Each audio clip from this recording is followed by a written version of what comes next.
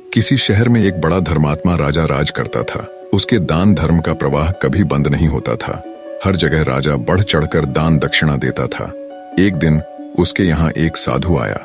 उसने राजा से कहा, राजन, सुना है तुम बहुत दान धर्म करने वाले राजा हो। तुम्हारे यहाँ से कोई भी खाली हाथ नहीं जाता। क्या मैं जो मांगूंगा वो तुम मुझे दे सकोगे? राजा बोला, कहिए साधु महाराज, आपको क्या चाहिए? साधु ने कहा, या तो 12 वर्ष के लिए अपना राजपाट दे दो या अपना धर्म दे दो। साधु की बात सुनकर पहले तो राजा चिंता में पड़ गया, फिर सोच विचार कर उसने कहा, महाराज, मैंने राजपाट सब आपको दिया, संभालिए इस राजपाट को। इतना कहकर राजा वहां से बिना कुछ लिए सब कुछ छोड़ छाड़ बिल्कुल अकेला चल पड़ा। चलते चलते मार्ग में एक बगीचा आया। वहीं एक कुआं और प्याऊ भी था। बड़ा रम्य स्थान था। राजा वहीं विश्राम करने के विचार से ठहर गया। अगल बगल देखने पर उसे एक जीर्ण कसा हुआ सुंदर घोड़ा दिखाई दिया, जिसके पास एक सुंदर स्त्री बैठी हुई रो रही थी। राजा को स्वभावतः दया आई।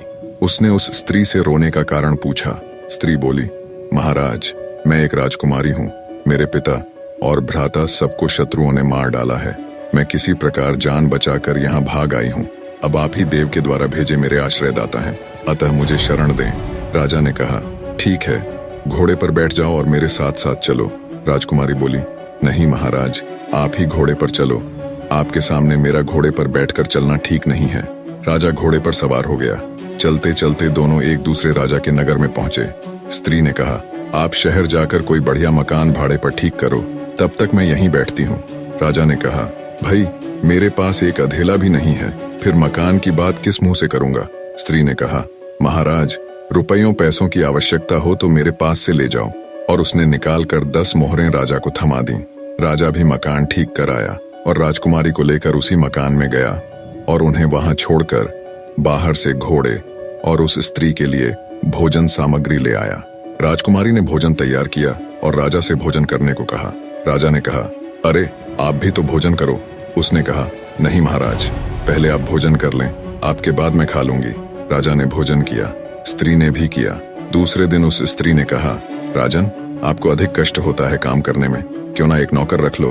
राजा बोला, भाई, मेरे पास तो एक अधेला भी नहीं है और तुम मुझसे राजाओं की सी बात कर रही हो। स्त्री ने कहा, राजन, आप असमंजस में ना पड़िए। मैं औरत जात न हुई होती तो स्वयं इन कामों को कर लाती, आपको कहने भी नहीं जाती। रुपये पैसों की आपको जब भी आवश्यकता पड़े, आप हमसे निस्संकोच मांग लिया कीजिए। राजा गया और एक नौकर ले आया।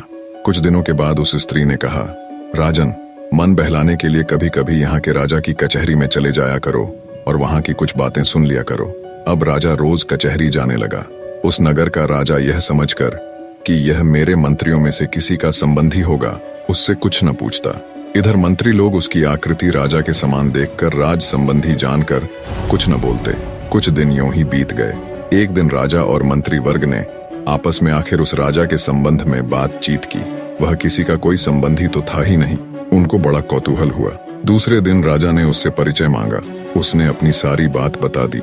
उसकी धर्मप्रियता देख राजा ने उसका बड़ा स्वागत किया और अपना मुकुट उसके सिर पर रख उसकी पगड़ी अपने सिर पर रख ली, अपने सिंहासन पर बैठाया और मित्रता की प्रतिज्ञा की। दूसरे दिन उसे फिर कचहरी में आने का निमंत्रण दिया। राजा ने सारी घटना उस स्त्री से कह सुनाई। उसने कहा, ठीक है, आप भी राजा को सारे परिकर, परिषद तथा नगर को भी न्योता दे आइए। वह पहले तो हिचकिचाया, पर उसके प्रभाव तथा आग्रह को देखकर राजा उस स्त्री की बात मान गया और अगले दिन जब कचहरी गया तो राजा को सारे मंत्री परिषद सहित पूरे नगर को अगले दिन सुबह के भोज के लिए आमंत्रित किया। उस नगर का राजा हैरान होते हुए बोला, कहीं भांग वांग पी ली है क्या? भोज और वो भी पूरे नगर सहित, कहाँ से करोगे उसका इंतजाम? खैर, बोले, जाओ ठीक है, मनमानी करो, मित्र ही तो हो। शाम को उस नगर के राजा ने एक सिपाही भेजकर पता लगवाया और कहा, जाकर देखो तो सुबह भोज के लिए क्या इंतजाम है। सिपाहियों ने देखा तो वहां कुछ नहीं था। आकर ज्यों का त्यों राजा को बता दिया। राजा ने कहा, भाई, उसने पक्का भांग वांग ही पी रखी होगी, इधर इसको भी चैन न था। उस स्त्री से कहने लगा, भाई, तूने मेरी अच्छी फजीहत कराई है, प्रातः राजा न जाने मुझे क्या कहेगा। स्त्री ने कहा, महाराज, चिंता न करें, यदि आपको धैर्य न हो तो उस बगीचे में देखाएं जहां से मुझे लिवा लाए थे। राजा ने घोड़े पर चढ़कर जो देखा तो वहां संपूर्ण देव वर्ग ही कार्य में तत्पर था। अनंत दिव्य ऐश्वर्य भरा था। उसके आश्चर्य का ठिकाना न रहा।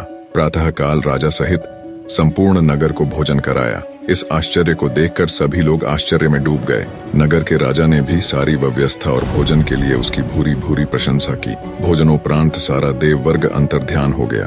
अब उस स्त्री ने कहा, राजन, तुमने उस साधु को कितने दिनों के लिए राज्य दिया था? जरा कागज तो देखो। राजा ने देखा तो समय पूरा हो चुका था। स्त्री बोली, तो अब आप भी अपने राज्य में जाओ और अपना राजपाट संभालो। राजा ने कहा, देवी, तुम्हें छोड़कर तो मैं एक कदम भी न जाऊंगा। स्त्री बोली, राजन, तुम मुझे क्या समझ रहे हो? मैं तुम्हारी स्त्री नहीं हूँ, मैं तो तुम्हारा धर्म हूँ।